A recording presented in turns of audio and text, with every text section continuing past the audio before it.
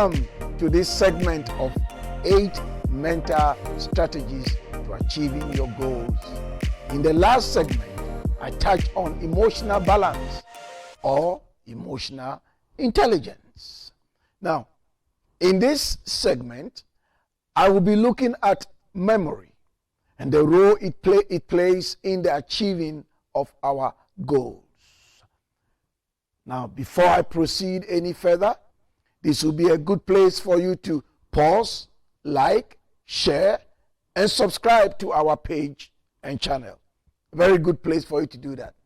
Please also remember to click the notification button whilst you are at it. And I want to say that I really appreciate you doing this and increasing our viewership. I really appreciate it. So now, we know that almost everything we do is based on evaluating past experience in order to predict the future. Almost everything that we do. Now, to achieve your goals, you need to apply past experience and use it to strategically build new knowledge in order to improve your performance. You need to do that. Now, memory refers to the processes that are used to acquire, store, retain, and later retrieve information. So when we talk about memory, that's what we mean. There are 3 major processes involved in memory: encoding, storage, and retrieval. In order to form new memories, information must be changed into usable forms, which occurs through the process known as encoding. Once the information has been successfully encoded, it must be stored in memory for later use. So much of this stored memory lies outside of our awareness most of the time, except when we actually need to use it. So it lies outside, except when we want to use it. The retrieval process allows us to bring stored information into conscious awareness. So we get the process going. There are basically 3 major types of memory. 3 major types. The first is sensory memory. Now, sensory memory is the earliest stage of memory. During this stage, sensory information from the environment is stored for a very brief period of time, generally for no longer than half a second for visual information and 3 or 4 seconds for auditory information. So it's for a short time. Now, we attend only to certain aspects of this sensory memory, allowing some of this information to pass into the next stage. That's how the brain works. Let it pass through the next stage. Now, the second is short-term memory.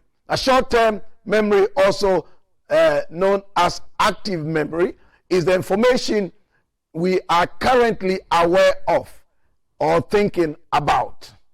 Paying attention to sensory memories generates information in short-term memory. Paying attention generates them.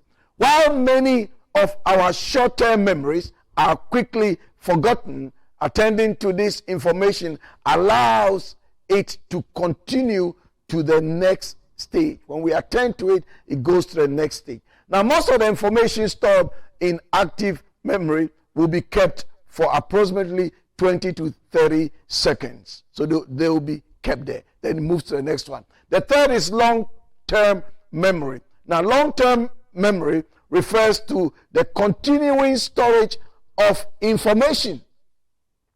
This information is largely outside of your awareness, but can be called into working memory to be used when needed. So now, some of this information is fairly easy to recall, while other memories are much more difficult to access. Much more difficult to access. Now, losing memory. How do we lose memory? Forgetting is a surprisingly common event in our day-to-day life. Just consider how often you forget someone's name or overlooked an important appointment, just remember that. Why do we forget information? Why do we forget information we have learned in the past? There are 4 basic explanations for why forgetting occurs.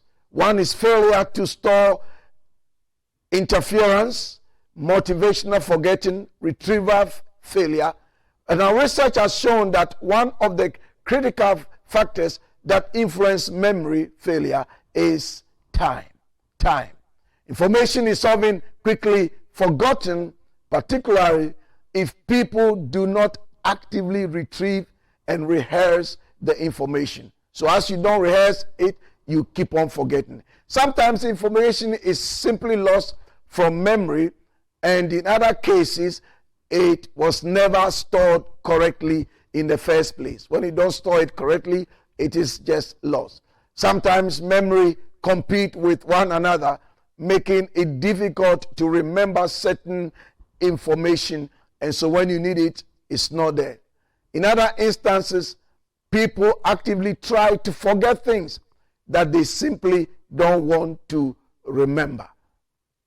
Now, memory can also be lost through injury, trauma, or disease. When it comes to injury or trauma, research done shows that damaged part can be repaired through the process of neurogenesis. So it can be repaired. So, memory is what makes you unique. You are the sum of your remembered experience. So it's important that you remember. Now, in the next video, I'll be talking about the process of storing information in detail, and also some of the exercises you can do to boost your memory. That's what I'll be talking about in the next video. But before I sign off, please like, share, and subscribe to our channel and page, and also click the notification button for future videos. So until the next video, this is your coach, Dugan, telling you all things are possible to those who believe, and there is hope for your future.